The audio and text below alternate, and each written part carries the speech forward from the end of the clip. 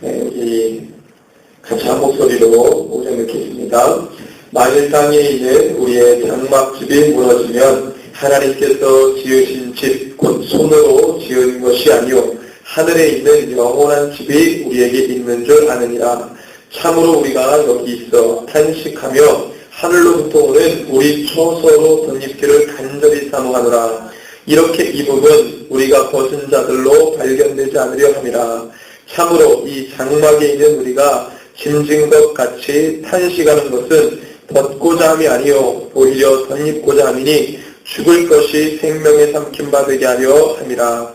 곧 이것을 우리에게 이루게 하시고 보증으로 성령을 우리에게 주시니는 하나님이시니라.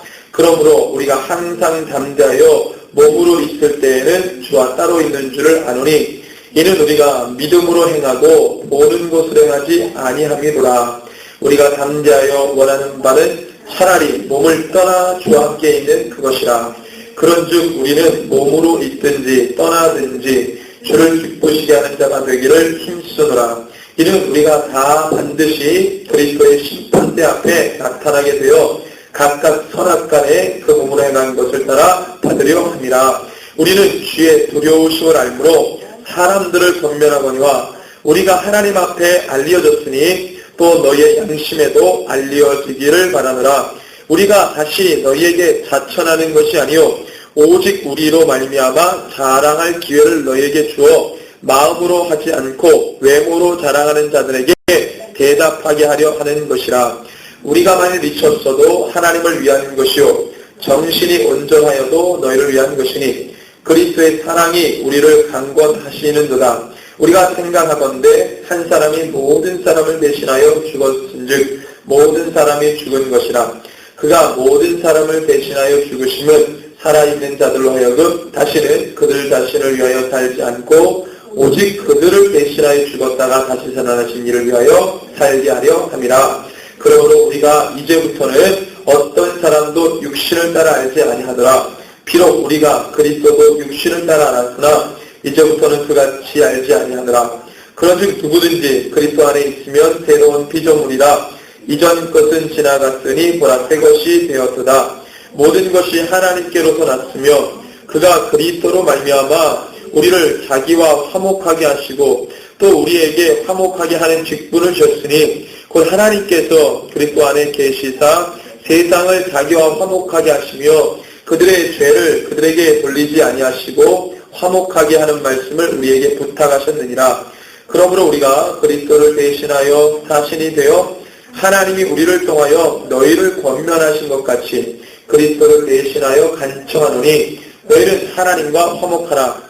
하나님이 죄를 알지도 못하신 이를 우리를 대신하여 죄로 삼으신 것은 우리로 하여금 그 안에서 하나님의 의가 되게 하려 하심이라. 아멘. 오늘 우리 바울행전 37번째 시간입니다. 가장 원하는 것이라는 주제를 가지고 하나님 말씀 전합니다. 이 말씀을 보기 앞서서 바울이 고린도 교회를 향해서 어떠한 생각 갖고 있는지 먼저 함께 나눴으면 좋겠습니다. 자, 우리 여러분들 어떤 교회 그러면은 딱 생각나는 사람이 있고 어디 모임 그러면 딱 생각나는 사람이 있고 어디 뭐 하면은 딱 어느 가정으로 딱 생각나는 사람이 있어요. 특별히 바울이 고린도 교회 뭐 교회가 많은데 뭐 에베소 교회도 있고 뭐 안디옥 교회도 있고 뭐 그다음에 고린도 교회도 있고 뭐 여러 가지 교회가 있는데 고린도 교회 그러면 바울이 딱 생각나는 사람과 고린도 교회 그러면 고린도 교회가 어떤 교회인지 딱 언뜻 생각나는 게 있습니다. 바울에게는. 자, 바울이 생각할 때 고린도 교회는 어떤 교회냐? 본인이 개척했지만 시간이 지나 보니 문제가 많은 교회. 자, 특별히 어떤 사람이 생각나냐면 바울을 가장 괴롭혔던 사람이 있었어요. 이 고린도 전후서를 보면은 고린도 전후서를 쓰게 된 원인이 있습니다. 뭐가 있냐면 교회 안에 여러 가지 많은 문제와 분란이 있었는데 그 중에 하나가 이제 당을 짓는 거, 성도들끼리 편을 가르는 거 뭐 이런 거 있었지만 바울을 인신공격한 사람이 있어요. 바울을 인신공격한 사람은 누구냐면 바울이 사역을 할 때마다 교회를 돌아다니면서 할 때마다 바울은 예수 믿었던 사람들 어때요? 핍박했던 근본 없는 사람이다 말하자면. 계속 바울에게 공격하는 거예요. 그리고 또 유대인들 가운데 바울을 고깝지 않은 시선으로 본 사람들이 있었습니다. 그러니까 바울은 계속 공격을 받는 거예요. 사도성도. 바울이 사도냐? 12사도만 사도지 바울이 무슨 사도냐? 바울이 무슨 예수님 공생기간 동안에 예수님 살아계실 때 함께 예수님과 함께 있었던 사람도 아니고, 그래서 바울이 사도냐 아니냐 이거에 대해서 또 계속 인신공격하고, 바울의 여러 가지 사역적인 측면에서 바울을 고통스럽게 하고 심히 괴롭혔던 사람이 있었습니다. 고린도 교회도 그런 사람이 있었는데 바울이 이 사람 때문에 너무 힘들어가지고 편지를 보낼 때 이 사람에 대해서 내가 품어야 되겠지만 그 사람이 계속적으로 그런 일을 한 것에 대해서 그 교회가 치리해야 되고 그것에 대해서 이제 이렇게 잘 이렇게 해결을 해야 된다라고 얘기를 해요. 그래서 아들 디모데를 보낼 때 그 사람이 어떻게 반응하는지도 이렇게 이제 이야기를 하면서 나중에 이제 보고를 받게 되죠. 뭐 이런 여러 가지 불미스러운 일들이 고린도 교회 안에 있었기 때문에 바울의 측면에서 보면 고린도 교회 그러면 생각나는 사람, 생각나는 사건, 고린도 교회가 어떤 교회인지 딱 생각이 나는 거예요. 자, 그래서 이것을 해결하는 어떤 바울의 이 생각은 뭐냐? 어떻게 해결하냐? 자, 너희 고린도 교회가 하나님의 교회, 성도로 부름받았어요. 예수님의 모든 사역들을 다 믿고 난 다음에 하나님의 교회가 됐는데 여전히 성숙되지 못한 모습으로 서로 분란을 일으키고 서로 미워하고 분열하고 그 다음에 누가 더 잘났다, 그 다음에 은사가 뭐가 더 낫다, 내가 가진 은사가 더 좋은 거다, 뭐 이런 여러 가지 많은 이 분열과 그 다음에 이 어려움들, 이런 것들을 계속 갖고 있다는 것은 너희들이 참된 예수의 제자가 안 되고 너희들이 진짜 믿음의 사람이다라고 할 수 없다. 바울이 이렇게 생각을 한 거죠. 그래서 이 고린도 전후서를 통해서 바울이 계속적으로 얘기하는 게, 우리가 저번에도 계속 얘기했지만 믿음이 뭔지를 계속 얘기하고 교회로 부름받은 교회가 뭔지를 계속 얘기합니다. 성도가 뭐냐, 교회가 뭐냐, 그리스도인이 뭐냐, 믿음이 뭐냐, 구원이 뭐냐, 예수를 믿는다는 게 뭐냐, 이것을 계속적으로 이야기합니다. 그러면서 얘기하는 게 뭐예요? 자기를 이야기하면서 자기 간증까지 이야기하면서 나는 뭐 이런 어떤 출신의 사람이지만 많은 사람들로부터 고난을 받으면서 여전히 예수를 증거하고 핍박을 받으면서도 이렇게 주님만을 붙들고 나가지 않냐. 바울이 이렇게 얘기합니다. 너희들은 뭐냐? 너희들은 뭐 고난, 핍박 이런 거 상관없이 끼리 치고받고 싸우고 말다툼하고 논쟁하고 교회의 힘을 잃어버리게 만들고 지금 나처럼 막 복음을 전하고 교회가 막 힘을 내가지고 이 세상에 감당 못할 그런 어떤 교회가 돼야 되는데 뭐 자기네들끼리 싸우느라 바빠가지고 교회 제대로 감당할 수 없고 오히려 세상을 심판해야 될 교회가 교회 안에 성도들의 문제를 세상 법정으로 가져가서 이 세상의 기준으로 너희들의 옳고 그름을 해결한다고 하느냐. 이거 말도 안 되는 거 아니냐. 바울이 이런 식으로 이제 얘기를 하는 것이죠. 그래서 바울이 계속적으로 이 후서에서 보면은요, 복음을 가진 자, 복음을 가진 교회, 복음을 가진 성도, 내가 예수님을 진리로 믿는다면 그 예수님을 진리로 믿는 그 성도의 삶이 어떠해야 되는지를 우리가 지난주에 얘기했어요. 그래서 이 복음을 가진 자가 막 빛을 낸다 그랬습니다. 빛이 가려지는 게 아니라 빛을 막 뿜어낸다 그랬어요. 복음을 가진 사람은. 그 얘기를 제가 지난주에 했고, 오늘 말씀은 그 가운데서 어떤 얘기를 하냐면, 그러면 복음을 가지고 진리를 가진 자가 원하는 게 뭐냐? 그것을 이야기합니다. 육신이 원하는 것과 영이 원하는 것을 바울이 이야기하고 있습니다. 자, 오늘 말씀해 보면은, 자, 1절부터 제가 5절까지 말씀을 좀 드리겠습니다. 만일 땅에 있는 우리의 장막집이 무너지면, 이 말은 뭐냐면, 땅에 있는 장막집이라는 것은 우리가 지금 이렇게 이 비를 피할 수 있고, 눈을 피할 수 있고, 바람을 피할 수 있는 이런 집이 아니고, 우리의 육신의 몸을 말합니다. 이 육신의 몸. 자, 만일 땅에 있는 우리의 장막집이 무너지면 하나님께서 지으신 집 곧 손으로 지은 것이 아니요 하늘에 있는 영원한 집이 우리에게 있는 줄 아느니라. 이 육신은요 썩어져 없어지는 거예요. 이것을 위해 주님이 오신 게 아니라 뭐예요? 우리의 영.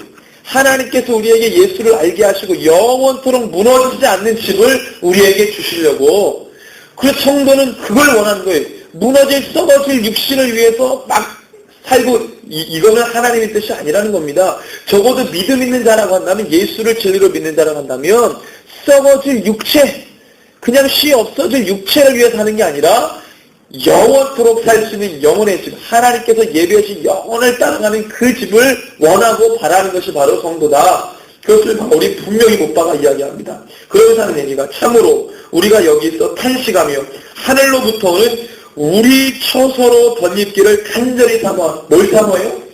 하늘에서 부어주시는 우리 처소, 이 육신의 장막을 벗어버리고 하나님께서 덧입혀주시는 그 옷을 입어야 된다. 그걸 삼아야 된다고 말하는 것입니다. 이렇게 입으면 우리가 벌거벗은 자들로 발견되지 않느냐입니다. 왜냐? 육신의 몸은 뭐예요? 이건 환경에 따라서 찢겨지고, 그 다음에 시간이 지나면 없어지고, 후퇴하고, 무너지는 것입니다. 근데 이걸 붙들고 있으면요, 때가 되면 이거 다 없어져 버리는 거예요. 그럼 그때 이 수치스러운 모습으로 입는 것을 주님은 원치 않으니 그들에게 뭘 입혀줘요? 새하얀 두루마기, 예수의 보혈로 깨끗이 지은 새하얀 두루마기를 다 입혀주시는 거죠. 하나님께서 입혀주시는 것, 새 옷을 딱 왜냐하면 수치스럽게 우리의 벌거벗은 몸으로 발견되지 않게 하기 위해서 하나님께서 이렇게. 자, 이 계시록 말씀에 보니까 이 말씀을 하나님 주시는데,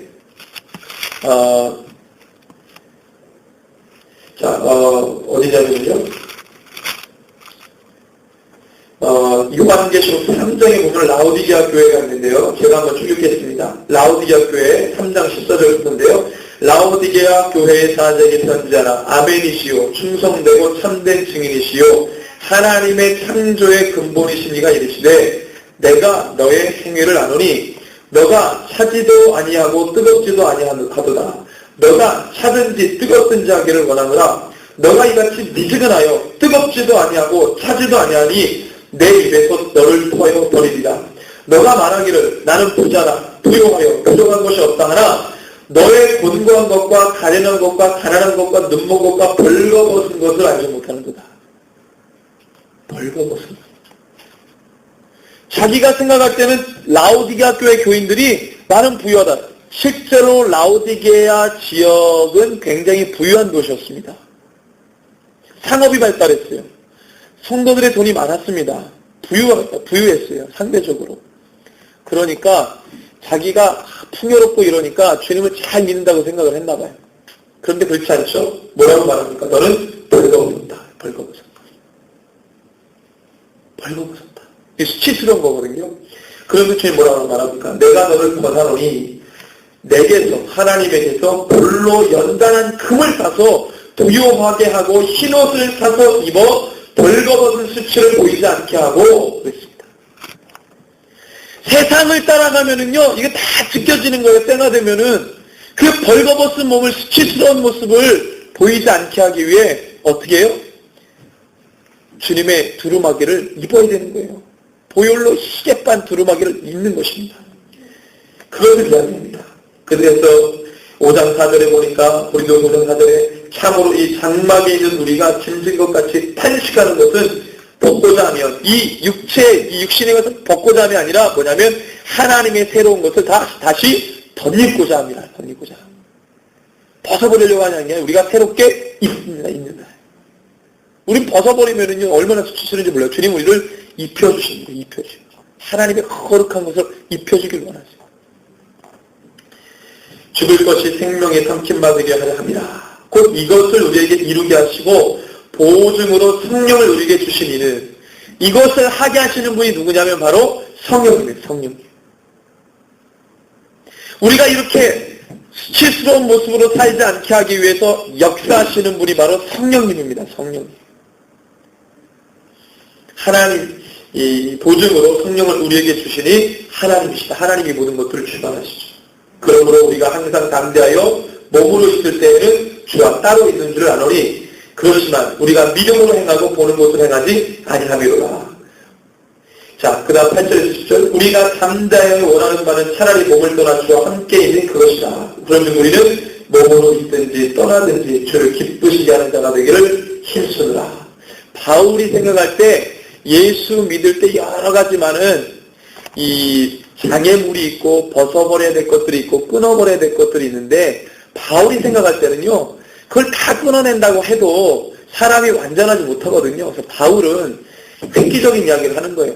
떨쳐버리는 것이 아니라 물론 예수님이 너가 팔이 범죄하면 팔을 잘라버려라.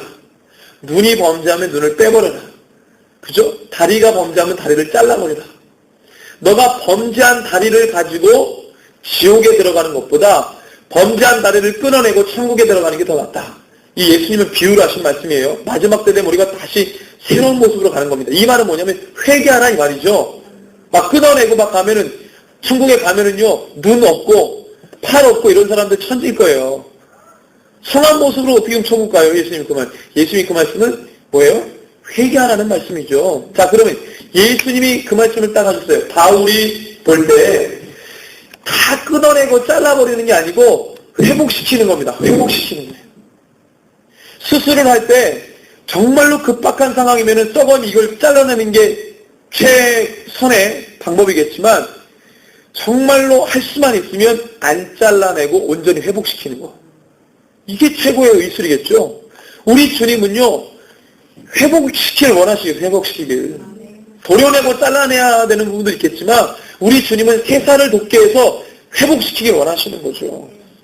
벗어버리고 다시 주님께서 새 옷을 입혀주길 원하십니다. 바울이 생각할 때는 그렇게 생각한 거예요.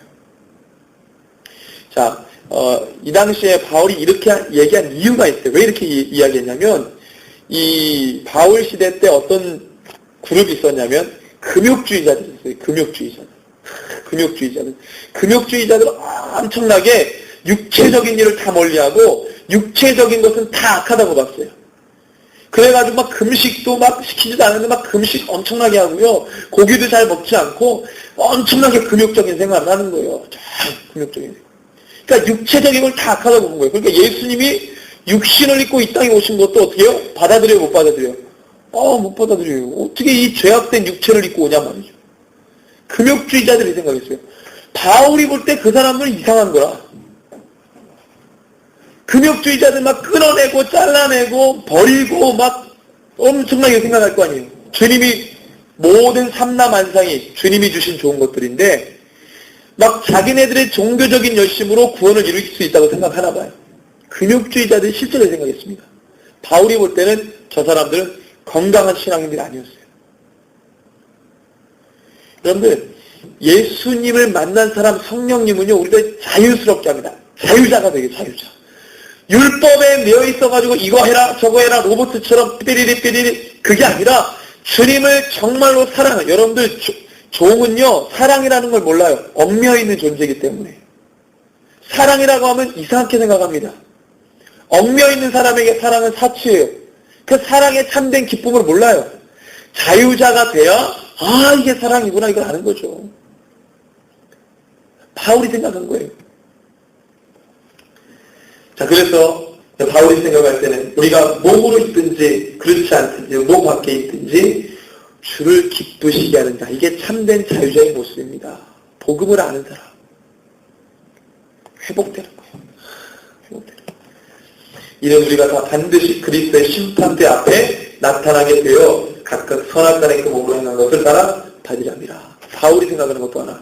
반드시 우리가 심판대 앞에 쓴다는 거예요. 하나님 앞에. 반드시 씁니다. 우리가 행한 것을 주님이 물으십니다. 자, 그런데 예수를 온전히 믿었던 환난과 핍박을 뚫고 그 믿음을 전금과 같이 단련시켜서 어떤 상황이 오더라도 주님을 붙들었던 자들은요, 마지막 날의 심판대 앞에서 딱 그 모든 죄가 기록되어 있다고 그러잖아요. 예수를 온전히 믿고 따랐던 자 보혈로 싹 씻겨져가지고요, 거기에는 그가 행했던 모든 죄의 목록이 없어요. 근데 주를 고백하지 않았던 사람들, 주를 알았어도 떠나간 자들, 배도한 자를, 미혹받은 자들, 주를 아예 몰랐던 자들은요, 낱낱이 그 죄들이 다 기록되어 있어요. 그래서 정말로 요즘에는 천국과 지옥을 갔다 왔던 분들이 왜 이렇게 많은지 모르겠는데, 들어보면은요, 그 죄들을 이렇게 보는데요, 수치스러워가지고 눈을 못 뜬다는 거예요. 수치스러워서. 아주 수치스러워가지고, 그 자기가 행한 죄들이 너무 수치스러워서 눈을 못 뜬다는 거예요.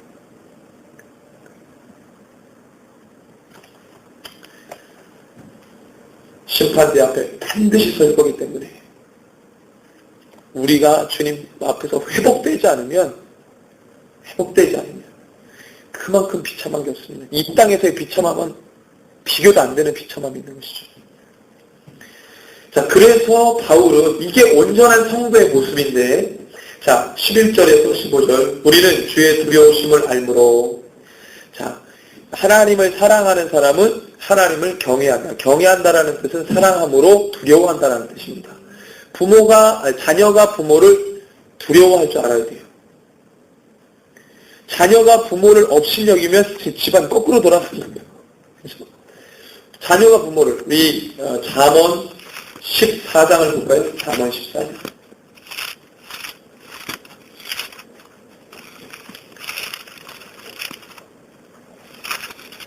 13장, 잠언 13장 24절. 제가 읽겠습니다. 매를 아끼는 자는 그의 자식을 미워함이라. 자식을 사랑하는 자는 근실이 징계하느니라. 이렇게 말씀하고 있습니다.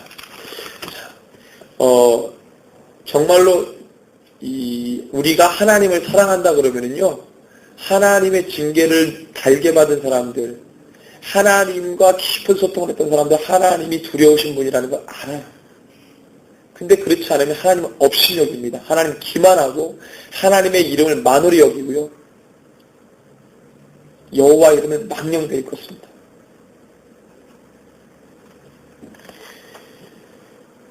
우리가 주의 두려우심을 알므로 사람들을 권면하거나 우리가 하나님 앞에 알려졌으니 또 너희 양심에도 알려지기를 바라노라. 우리가 다시 너에게 자천하는, 이렇게 말했던 이유는 우리가 어떤 행동을 하거나 말을 하거나 성도 간에 이런 어떤 이 신앙생활을 할 때 여러분 우리의 이 양심이, 하나님을 만나면 양심이 회복이 되거든요. 양심이 무뎌졌던 양심이 회복이 돼요.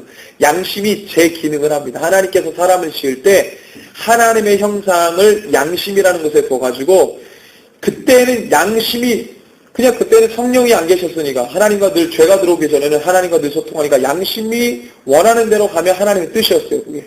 근데 죄가 들어오니까 양심이 어떻게 무뎌지는 거야, 양심이. 그러니까 성령을 만나지 않으면 양심이 회복이 안 돼요. 자, 그래서 우리가 다시 너희에게 자천하는 것이 아니오 오직 우리로 말미암아 자랑할 길을 너희에게 주어 마음으로 하지 않고 외모로 자랑하는 자들에게 하려는 것이라. 자, 우리가 만일 미쳤어도 하나님을 위한 것이요 정신이 온전하여도 너희를 위한 것이니 그리스도의 사랑이 우리를 강권하시는도다. 우리가 생각하건대 한 사람이 모든 사람을 대신하여 죽었은즉 모든 사람이 죽은 것이라. 예수님께서 모든 사람을 대신해서 죽으셨잖아요. 그러면 예수님만 죽은 게 아니라 대신해서 죽었으니 곧 우리도 죽은 겁니다. 우리도.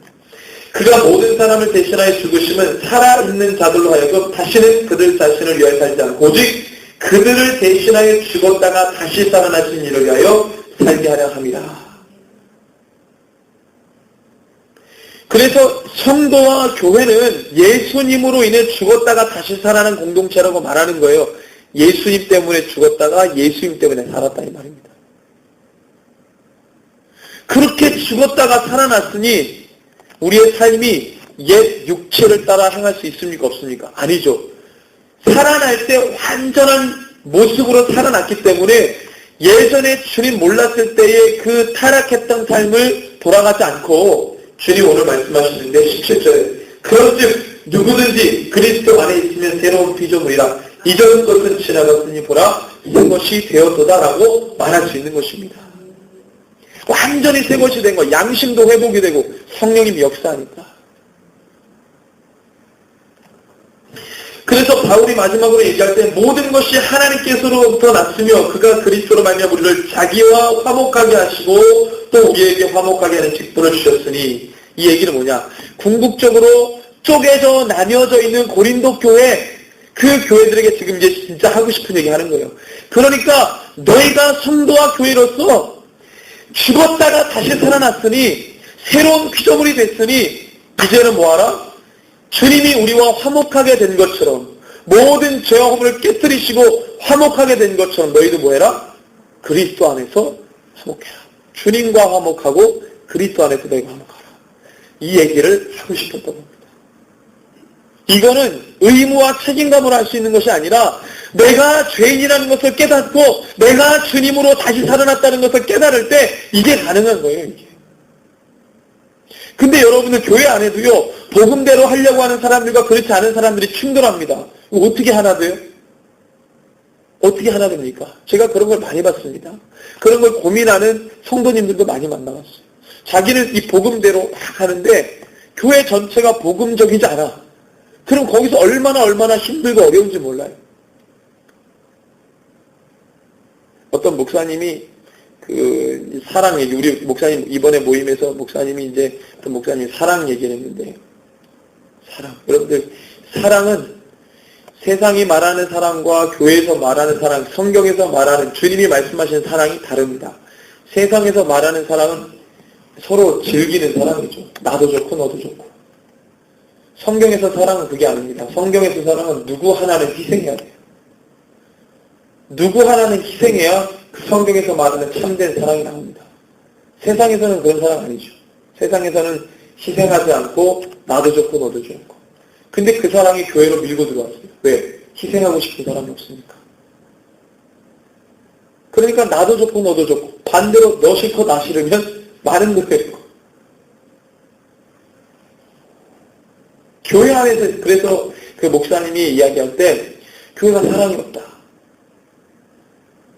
교회 안에 사랑은 있습니다. 어떤 사랑? 복음에 충만하면 그 복음에서 뿜어져 나오는 사랑이 있습니다. 그 복음적인 사랑은 우리를 죄인이라고 말씀하시지만 예수의 보혈로 용서하시고 의인이라 칭해주시는 그것입니다.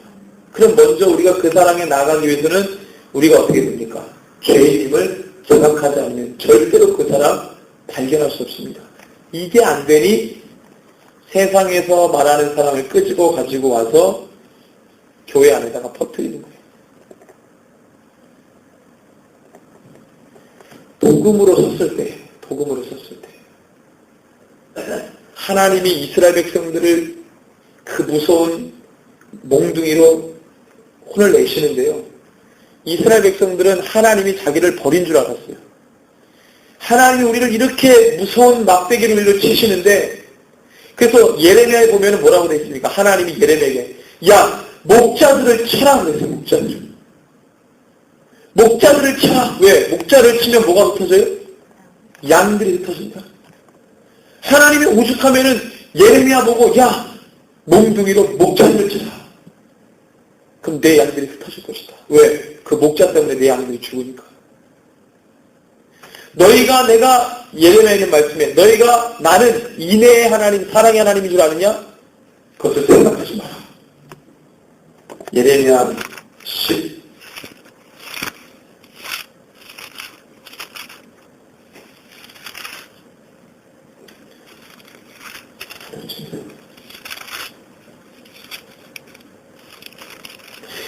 5절, 16장 5절에 보면 제가 한번 있습니다.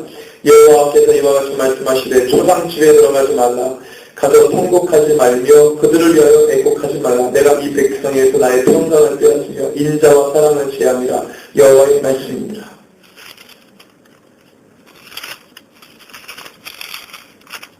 또 말씀이 있는데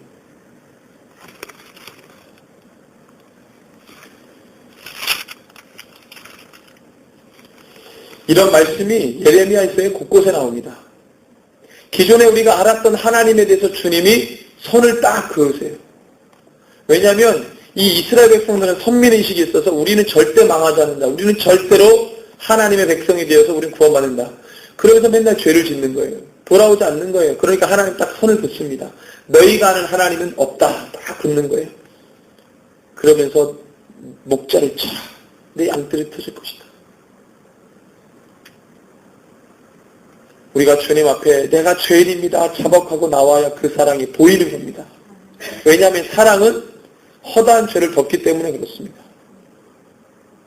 이것은 하나님을 기만하는 용어가 아닙니다. 하나님을 업신여기는 용어가 아닙니다. 하나님을 함부로 봐도 된다고 하는 용어가 아니에요. 오히려 주님을 경외하게 만드는 용어입니다. 내 안에서 죄를 제하여 버리지 않으면 여러분들 이 한센병, 문둥병 이거는요, 벽에다가도 그 집안에 문둥병자가 있으면요, 벽도 긁어가지고 그 문둥병의 모든 흔적을 지우라고까지 얘기합니다. 율법에 보면. 누룩처럼 퍼져가는 그 죄악을 그런 식으로 주님께서 말씀하시는 거예요. 우리 주님은 죄를 가만히 놔두시는 분이 아닙니다. 흔적도 없이 이것을 다 벗겨내길 원하시는 분이에요.